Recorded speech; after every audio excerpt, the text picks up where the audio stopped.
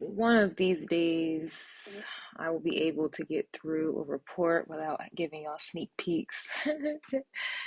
I just be so excited to share. So I'm working on the aspects for September 11th. We did the planetary placements already, but I have aspects to do. And so I want to read my first little bit here. The moon is going to be squaring up with Jupiter, and Jupiter is retrograded. To reiterate, the moon is in Cancer, or will be in Cancer at 17 degrees in the 10th house. As for Jupiter, retrograded is in Aries at 21 degrees in the 7th house. And so with this aspect, this would certainly explain some restlessness, insomnia, and for others, headaches, burning, watery, and itchy eyes. For starters. Secondly, this is a highly spiritual energy mixing together at this time, considering the moon is responsible for our natural emotional rhythms, femininity, and intuitions. For the moon to be squaring Jupiter in Aries, this is a strong indication of spiritual warfare and or disturbances that are triggering you and us on a deeper but profound level, levels that are not visible. Personally, I keep eating chocolate, I cannot sleep, and I've been having some mood swings and random body pains.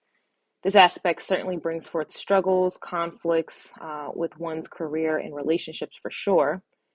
The moon in Cancer in the 10th house needs emotional but also material stability to feel and to provide security, whereas Jupiter retrograde in Aries in the 7th house needs freedom, sex, relationship, and spontaneity.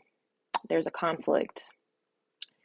Personally, I've been going back and forth with a man for almost 2 years now, energetically, who is a manager.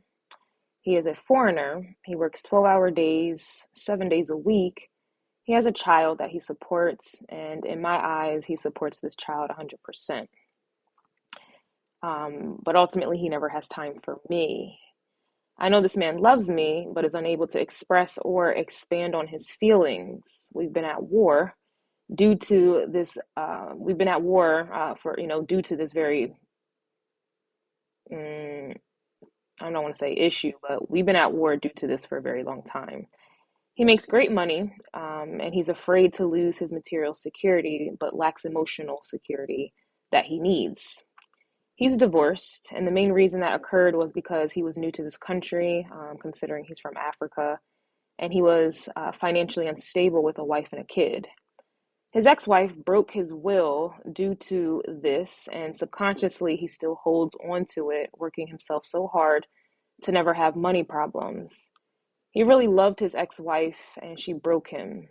As a result, he's emotionally hard and works even harder. Whenever we do talk or run into each other, the same problem arises. He has to work. He's emotionally unfulfilled and sexually, but he has a lot of money. Now, I am the closest anyone has ever been able to get to his heart since his divorce 8 years ago. But he's fearful and remains stuck in this cycle due to his fear, and I refuse to be stuck with him. In this aspect, he would be the Cancer in the 10th house, which is funny because he is a Cancer sun sign, and I would be the Jupiter retrograde in Aries energy. He cannot leave me alone or get over me thanks to the retrograde energy, but I choose my independence each time. I refuse to be in a 7th house relationship with him where I am emotionally unfulfilled because he is scared to give us what we both deserve. I don't care, never cared about his money, but I am a free spirit and he's a caged bird. The thing is, the cage is open, but he decides to stay in there. Because I'm a free spirit, I allow him to just be. Be without me, though. In conclusion, the challenge this aspect presents is twofold.